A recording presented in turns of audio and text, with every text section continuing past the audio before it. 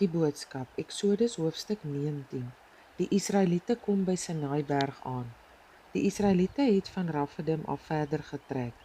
Toe hulle presies 3 maande uit Egipte weg was, het hulle in die Sinai-woestyn aangekom. Hulle het aan die voet van die berg Sinai kamp opgeslaan. Moses het in die berg uitgeklim na God toe.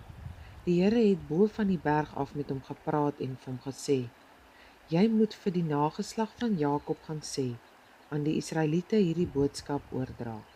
Julle het gesien wat ek met Egipte gemaak het. Ek het julle veilig hier by hierdie berg laat uitkom. Ek was soos 'n arend wat onder haar kuikens gevlieg het en keer dat hy val wanneer die kuiken neervlieg. As julle regtig aan my gehoorsaam is en by my ooreenkoms met julle bly, sal julle uit al die volke van die hele aarde my persoonlike volk wees. Julle sal 'n volk wees van mense wat vir my offers bring en my dien. Julle sal 'n volk wees wat alles vir my doen. Dit is my boodskap wat jy vir die Israeliete moet gaan gee. Moses het van die berg afgeklim en die leiers van die volk bymekaar geroep. Hy het die Here se boodskap vir hulle gegee. Die hele volk het toe gesê asof hulle almal met een mond praat. Ons sal alles doen wat die Here van ons vra.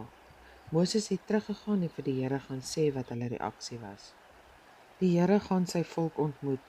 Nadat Moses vir die Here gesê het hoe die volk geantwoord het, het die Here vir hom gesê: Ek gaan in 'n dik onweerswolk na jou toe kom sodat die volk kan hoor hoe dit klink wanneer ek met jou praat. Hulle sal jou dan vertrou omdat hulle weet dat ek met jou praat. Gaan nou terug na die volk toe, het die Here verder vir hom gesê, en laat hulle gereed maak en hulle klere was, sodat hulle oormôre reg sal wees om die Here te ontmoet. Hy sal op daardie dag afkom uit die hemel na die Sinaiberg toe. Jy moet 'n tou om die berg span om die volk van die berg af weg te hou. Jy moet vir hulle sê dat jy enige een wat op die berg klim sal doodmaak. Hulle mag selfs nie eens tot onder by die voet van die berg kom nie. Enige een wat by die berg kom, of dit nou 'n dier of 'n mens is, kan nie langer bly lewe nie. Die oortreder moenie eens in hegtenis geneem word nie, maar sommer net daar met klippe doodgegooi word of met 'n pyl en boog doodgeskiet word. Eers wanneer daar 'n trompet blaas, mag hulle uit die kamp uit na die berg toe kom. Moses het toe van die berg afgeklim. Hy het teruggegaan na die volk toe en hulle aangesê om hulle gereed te kry om die Here te ontmoet. Hulle het hulle self begin regkry en hulle klere gewas. Moses het vir die volk gesê: Kry julle self reg vir die belangrikste gebeurtenis wat oormôre gebeur. Julle moet tot dan toe nie by mekaar slaap nie. Dit is skrikwekkend om met God te make te kry. Op die oggend van die 3de dag was daar donderslae en weerlig. Daar het swaar donker wolke oor die berg gehang. 'n Trompet het baie hard geblaas. Die hele volk het begin bewe daar in die kamp. Moses het die volk toe uit die kamp laat kom om die Here by die berg te gaan ontmoet. Hulle het by die voet van die berg gaan staan. Die Here het afgekom na die berg toe. Daar was 4 vlamme om hom. Die hele berg Sinai was toe onder die rook. Dit was soos die rook wat uit 'n oond borrel. Die hele berg het geskud. Die trompet het al hoe harder geblaas. Moses het met God gepraat en die Here het hom met donderslae geantwoord. Die Here het afgekom na die top van die berg Sinai toe.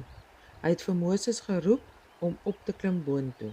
Moses het daarna toe opgeklim en die Here het daar vir hom gesê: Klim af en gaan waarsku die volk dat hulle nie by die lyn wat jy om die berg gespan het, moet probeer verbykom nie.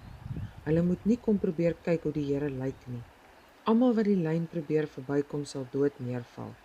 Selfs die mense wat vir my offers bring, moet op 'n veilige afstand bly staan as hulle nie wil hê die Here moet iets met hulle laat gebeur nie. Moses het vir die Here gesê: Die volk kan nie hier teen die berg uitklim nie.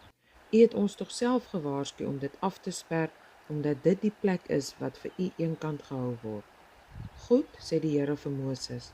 Gaan dan nou terug en dan kom jy weer en bring hierdie keer vir Aaron saam met jou. Maar onthou, die mense wat die offers bring en die mense van die volk mag nie verby daardie lyn kom wat jy gespan het nie. Hulle mag nie na die Here probeer opklim nie. As hulle dit doen, sal ek hulle doodmaak.